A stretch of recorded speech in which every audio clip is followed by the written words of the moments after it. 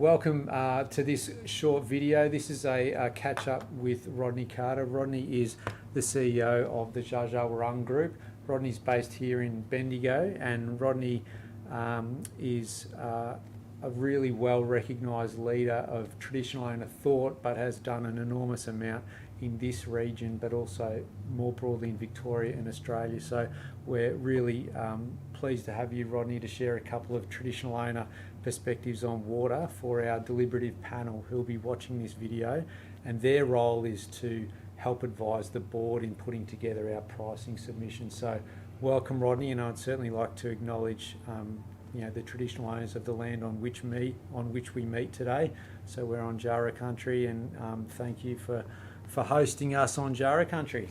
Thanks a lot, Damian, and I think it's wonderful as a traditional owner to be invited and hopefully share a bit of wisdom and impart some knowledge. So to be talking about your community panel today, I think is extremely exciting, and I would want to suggest that, as part of the Colburn family, what it does for our water security and our supply in all its forms, charge them in a sense around cultural knowledge to be responsible for the future they should set for the children to grow up to become adults, what they would inherit here, that it could potentially be better than what we're doing here today. Absolutely, Rodney, and certainly I know I've been learning a lot across my life, and certainly in this role we know we hold a great responsibility as big players in the water cycle in our region. So I think there's a lot of bias in the way we think about water resources in Australia, and a lot of that is a European driven bias, and we miss the key part of the story, which is the traditional owner perspective. And today's an opportunity for our panel to hear a little bit about that from you. So what would you have our panel think about in terms of traditional owner perspectives around water, and what would you like to see, and what are the ways that you think about water and landscape? Yeah, I think as modern people, we've got the benefit of technology, and I would think the Colburn and its responsibility provides something key to us as a form of natural resource.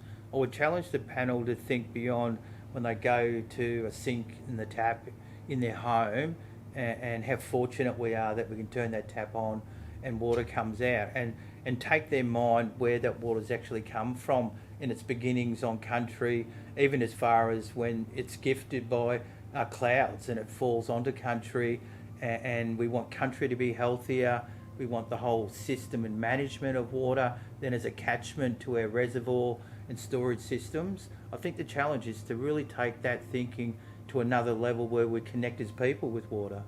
Yeah, fantastic, Rodney. So just in terms of the cultural aspect of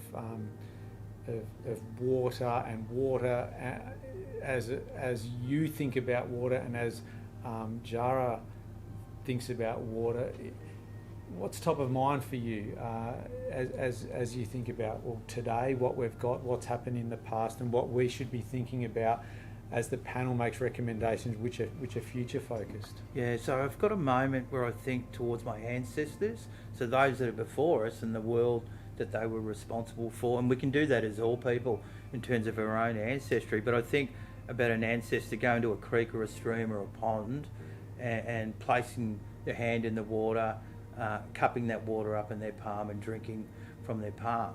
And we know largely we can't do that today, but I think that's the vision that we would want to aspire to, given all of the challenges that we understand that are faced through land modification, degradation, the challenges of catchment function that even Colburn's trying to deal with, given that our catchment here is so fragile when we think about the Colburn and Campaspe systems themselves, let alone for my country, the Avon and the Richardson. So that is really important for us, because it's emotional and we care, and is not completely technical, and I would think this idea of how we gift to future generations, what are the appropriate decisions we make now to ensure there is security, a form of health in water, and the decisions we make forward.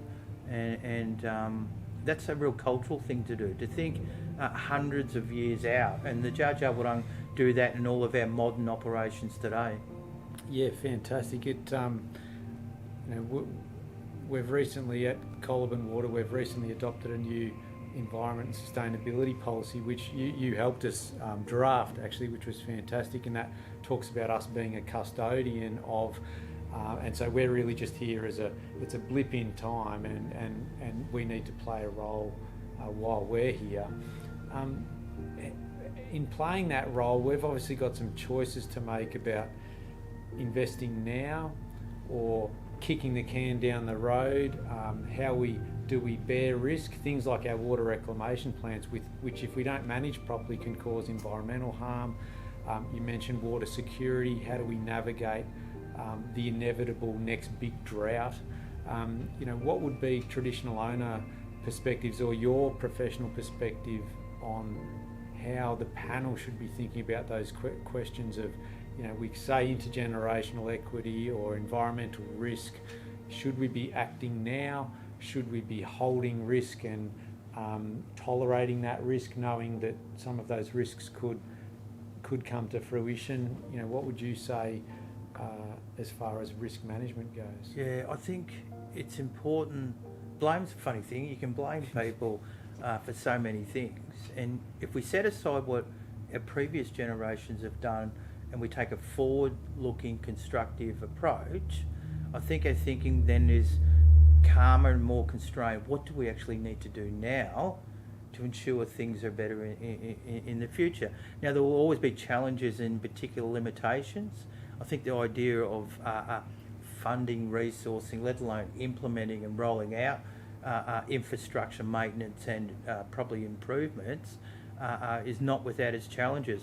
But I sort of think that if we thought of climate change and what it might do to us, we need to act now, and we need to have the best intent on how we act now, and then potentially with greater improvements then we can adapt.